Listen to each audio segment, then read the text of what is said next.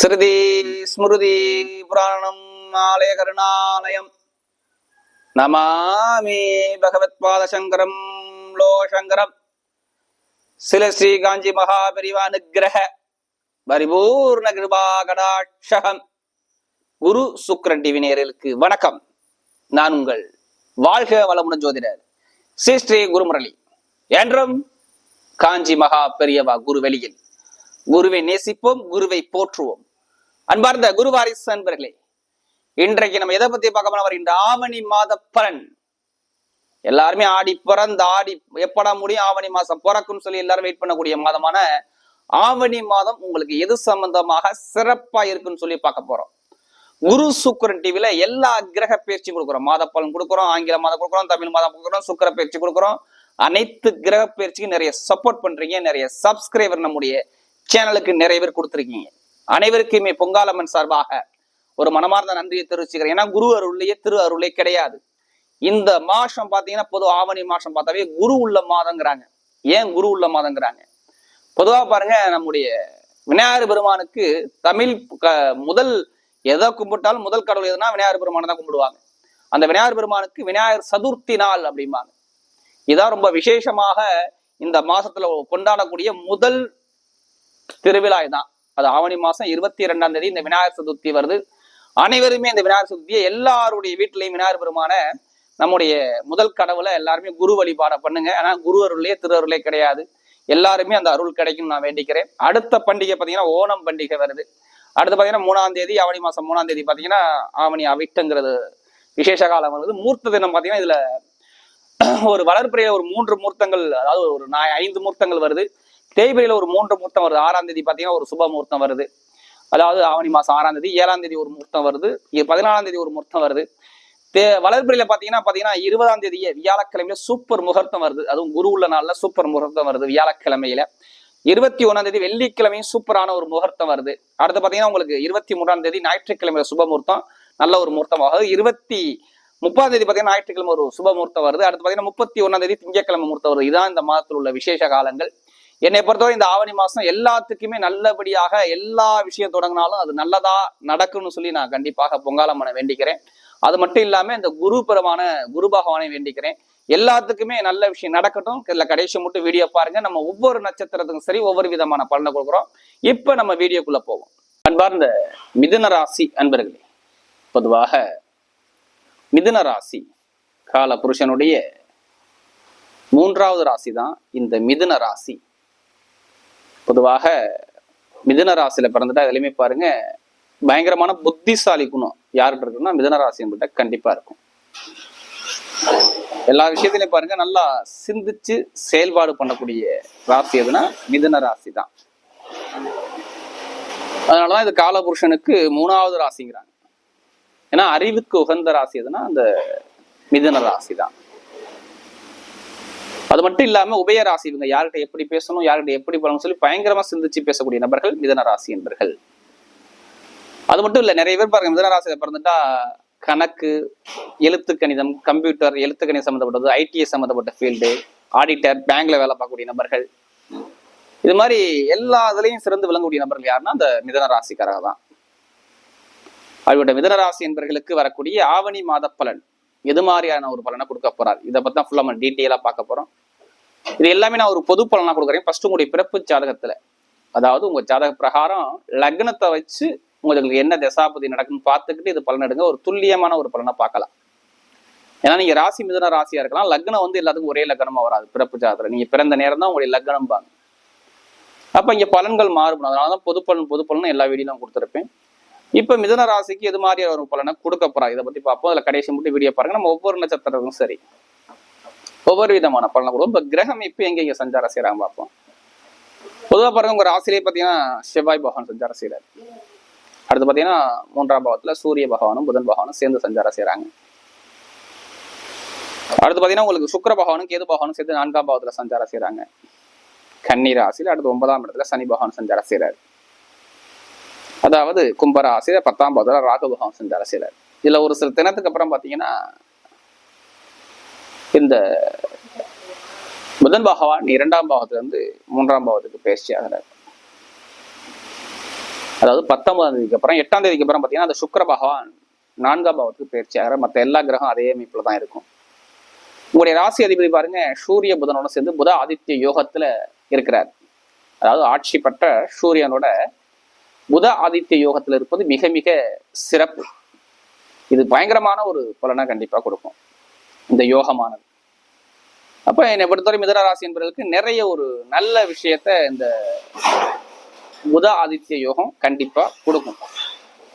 ஏன்னா மிதுன ராசியை பொறுத்தவரை பாருங்க, இதுக்கு முன்னாடி நடந்த காலகட்டத்தில் பார்த்தீங்கன்னா அவர் 2ஆம் பாவத்துல புதன் இருந்தார், கடகராசியில இருந்தாரு. சரியான ஒரு பலனை கொடுக்கல. அதாவது வேலையா இருக்கட்டும், தொழிலா இருக்கட்டும், வருமானமா இருக்கட்டும், இல்ல உத்தியோகமா இருக்கட்டும், எல்லாமே ஒரு மந்தமான தன்மையை கண்டிப்பா கொடுத்தாரு. மிதுன ராசியை பொறுத்தவரை கண்டிப்பா ஒரு சில தடைகளை சந்திச்சவங்க யாருன்னா மிதுன ராசிக்காரங்க தான்.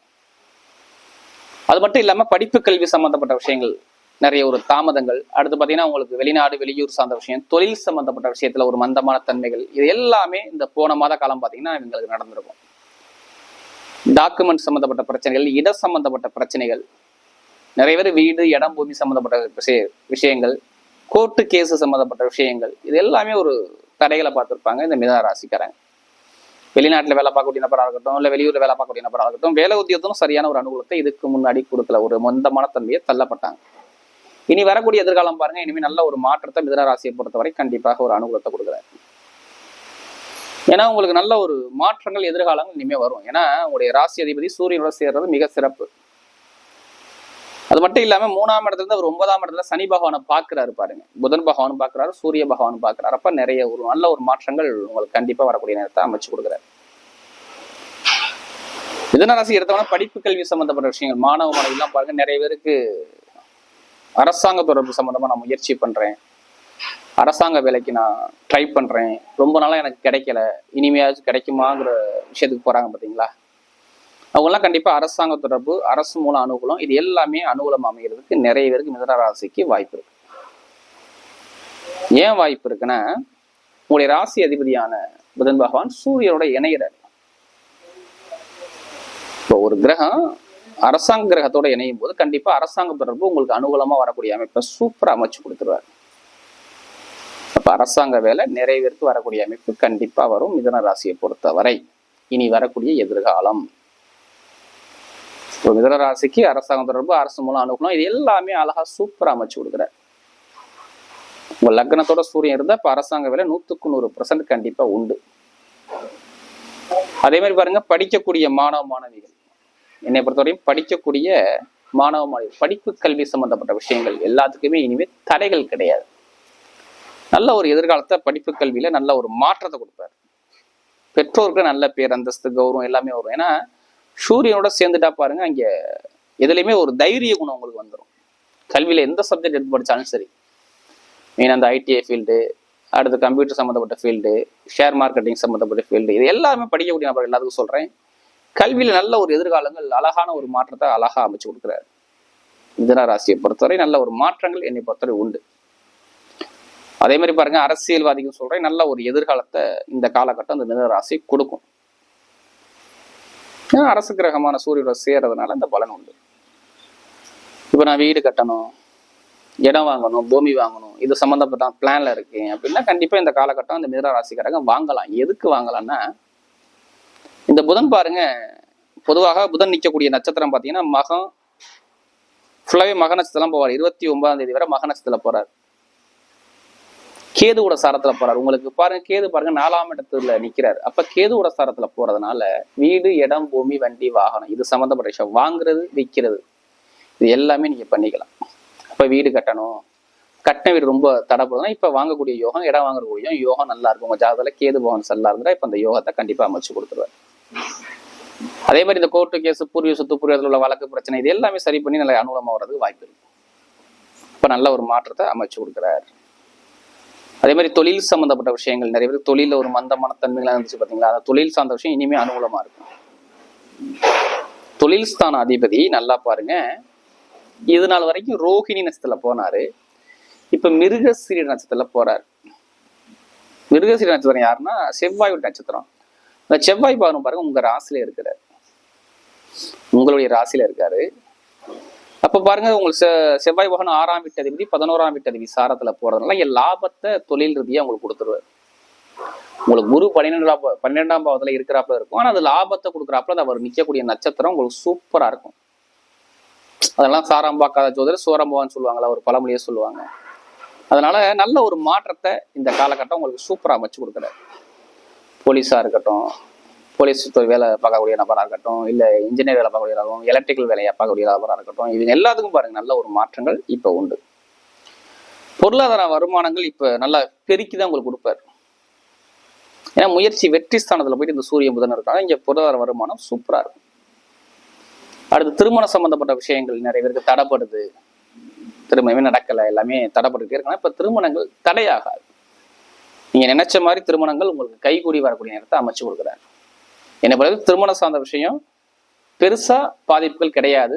ஏன் அப்படி கிடையாதுன்னா, குரு உங்களுக்கு திருமணத்துக்குள்ள போய் மறைஞ்சு நிறைய ஒரு வழக்கு பிரச்சனை, போட்டி, போராட்ட, தடைகள் இது எல்லாமே பார்த்துட்டாங்க. மிதுன ராசிக்காரங்க உண்மையில பாருங்க, நிறைய பேர் பாருங்க, ஒண்ணு கணவன் மனைவிட்ட ஒரு மன வருத்தம் அவங்கள்ட்ட ஆட்டோமேட்டிக்கா வந்திருக்கும், இல்ல குடும்பத்துல குழந்தைகள் சார்ந்த விஷயம், தொழில் சார்ந்த விஷயம், இது எல்லாமே பாருங்க ஏதாச்சும் ஒண்ணு பிரச்சனை வந்திருக்கும்.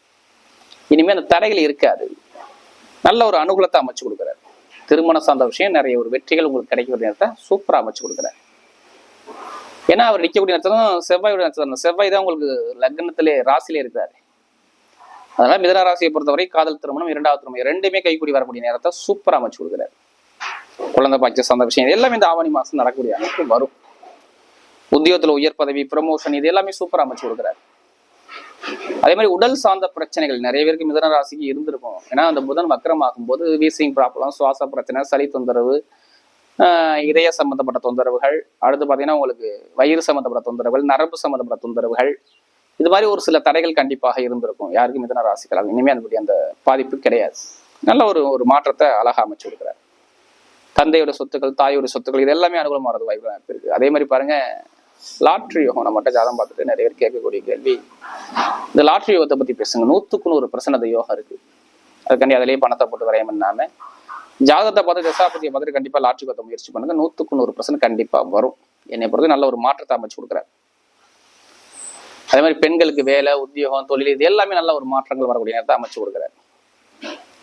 ஐடிஎஃப் ஃபீல்டு, ஷேர் மார்க்கெட்டிங் இது எல்லாமே சூப்பரா போகும். என்னை பொறுத்தவரை இந்த மிதுன ராசிக்கு டைமிங் சூப்பரா இருக்கும். சூரியனோட சேர்ந்து புதன் இருக்கிறதுனால உங்களுக்கு எல்லாமே நல்லா இருக்கும். அரசு மூலம் நிறைய உதவிகள் கிடைக்கக்கூடிய நேரம் அமைப்பு வரும். ஒரு தலைமை பொறுப்பு நீங்க போகக்கூடிய நேரம் கண்டிப்பா உண்டு. இப்ப நம்ம நட்சத்திர பலன் பார்ப்போம். அவருடைய முதல் நட்சத்திரம், அதாவது மிருகசீர நட்சத்திரம் பிறந்தவங்க. இதுலயுமே ஒரு தைரியமான குணம் யாருக்கும் உங்கள்கிட்ட கண்டிப்பா இருக்கும்.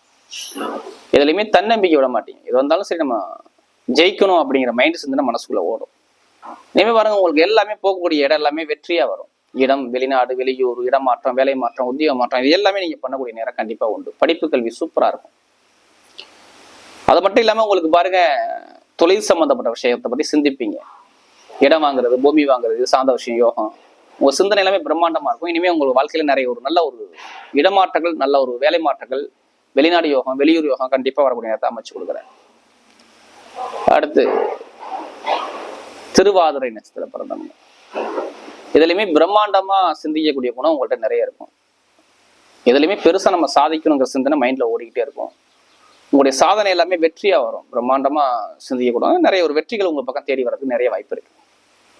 திருவாதிரை பிறந்தவர்களுக்கு தொழில் சார்ந்த விஷயம், வேலை சார்ந்த விஷயம், உத்தியோக சார்ந்த விஷயம் நல்ல ஒரு மாற்றங்கள், நல்ல ஒரு அனுகூலங்கள் உங்க பக்கம் வரக்கூடிய நேரத்தை அமைச்சு கொடுக்குறாரு. தொழில லாபங்கள், உத்தியோகத்துல உயர் பதவிகள், ப்ரமோஷன்கள் எல்லாமே உங்களுக்கு நிறைய ஒரு அனுகூலத்தை சூப்பரா அமைச்சு கொடுக்குறாரு. இனிமேல் நீங்க போகக்கூடிய பதை எல்லாமே ஒரு வெற்றி பதையா வருது. அதாவது இந்த திருவாதிரை நட்சத்திரம் பிறந்தவர்களுக்கு இந்த நேரம் ஒரு மிகப்பெரிய ஒரு அனுகூலம் உள்ள நேரமாக அமைச்சு கொடுக்குறாரு. அடுத்த புனர்பூஷ நட்சத்திரம் பிறந்தவங்க. இதுலயுமே ஒரு பொறுமையான குணம், அமைதியான குணம், அனுசரிச்சு போற குணம், விட்டு கொடுத்து போற குணம் இது எல்லாமே இவங்கள்ட்ட இருக்கும். இனிமே பாருங்க, நல்ல ஒரு மாற்றத்தை அமைச்சு கொடுக்குறாரு. புனர்பூச நட்சத்திரம் பிறந்தவங்க இனிமே ஒரு நல்ல ஒரு எதிர்காலத்தை சூப்பரா அமைச்சு கொடுக்குறாரு. நீங்க போகக்கூடிய பாதை எல்லாமே ஒரு வெற்றி பாதையா வருது. வெளிநாடு யோகம், வெளியூர் யோகம் இது எல்லாமே சூப்பரா அமைச்சு கொடுக்குறாரு. படிப்பு கல்வி சார்ந்த விஷயம், தொழில் சார்ந்த விஷயம், உத்தியோகத்துல உயர் பதவி, ப்ரமோஷன் எல்லாமே சூப்பரா வருது. இனிமே நல்ல ஒரு மாற்றத்தை உங்களுக்கு அமைச்சு கொடுக்குறாரு. நீங்க போகக்கூடிய பதை எல்லாமே ஒரு வெற்றி பதையா வருது. அதாவது இந்த புனர்பூசணத்துல பிறந்தவங்க நல்ல ஒரு எதிர்காலத்தை சூப்பரா ஒரு வெல்லக்கூடிய நேரம் உங்களுக்கு கண்டிப்பா வருது. வரக்கூடிய ஆவணி மாத பலன் மிதுன ராசிக்கு மிகப்பெரிய ஒரு வெற்றி உள்ள மாதமாகவே அமைகிறது.